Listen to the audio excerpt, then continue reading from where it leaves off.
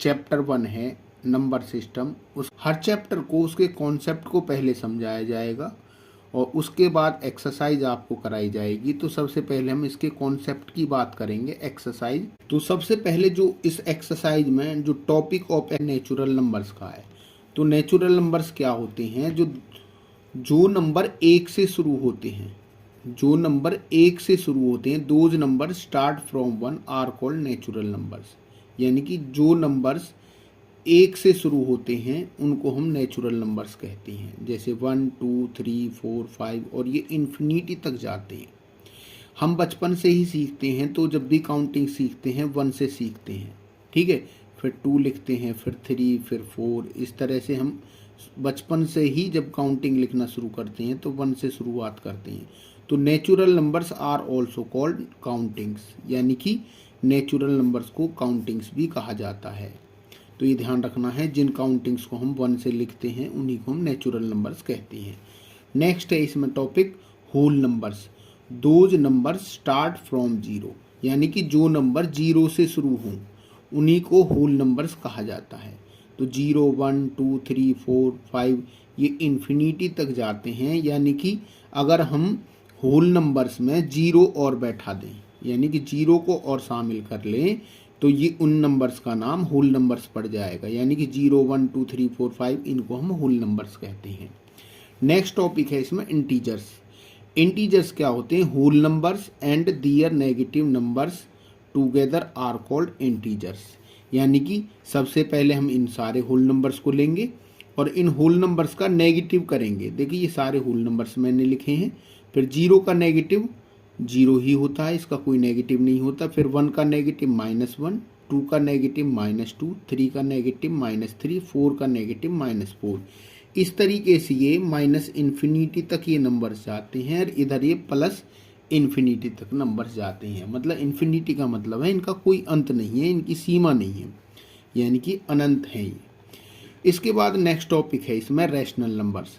Those numbers which can be written in the form of p upon q and q is not equal to 0 where p and q are integers are called rational numbers. यानी कि वो number जिनको हम p upon q and q is not equal to 0 के रूप में लिख सकें। जैसे मान के चलो कोई नंबर मैं लिख देता हूँ 3/5।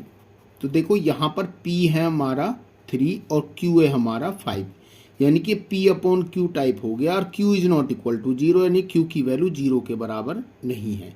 कोई भी जो नंबर हम लिखते हैं, जैसे मैं 2 ही लिख देता हूँ, तो 2 को मैं क्या लिख सकता हूँ 2/1। जो 2 है यहाँ पर p होगा और ये q होगा।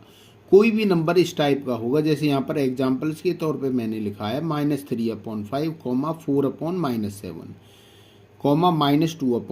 -2/-3। ये सारे एग्जाम्पल्स जो हैं वो रैशनल नंबर्स के। रैशनल नंबर्स मतलब हम जैसे 1 भी लिख दें तो 1 भी हमारा रैशनल नंबर है। जैसे 1/1 हम इसको लिख सकते हैं, तो ये p होगा और ये q होगा। जैसे मैं 0 लिख देता हूँ तो 0 को हम क्या लिख सकते हैं 0/1। तो 0 जो है वो भी एक रैशनल नंबर है। यानी कि जिस भी नंबर को हम p upon q and q is not equal to 0 के रूप में लिख सकें उसको हम रैशनल नंबर्स कहते हैं। नेक्स्ट टॉपिक है इर्रेशनल नंबर। दोज नंबर्स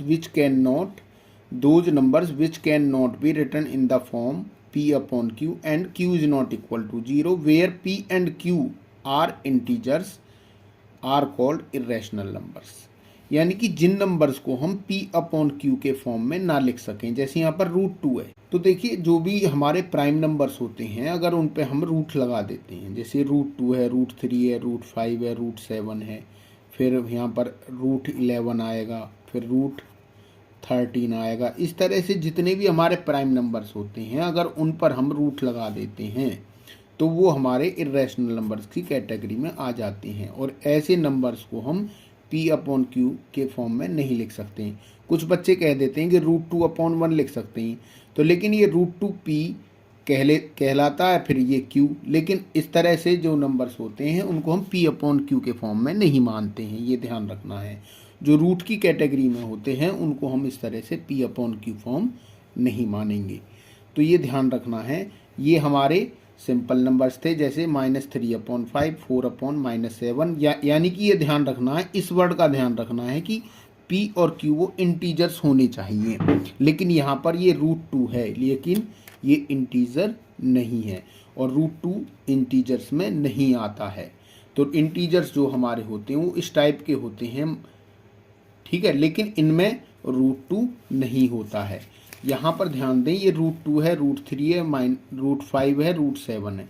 तो इस तरह के जो नंबर्स होंगे वो हमारे इरेशनल नंबर्स होंगे। इसके बारे में हम और भी डिटेल में आगे बात करेंगे।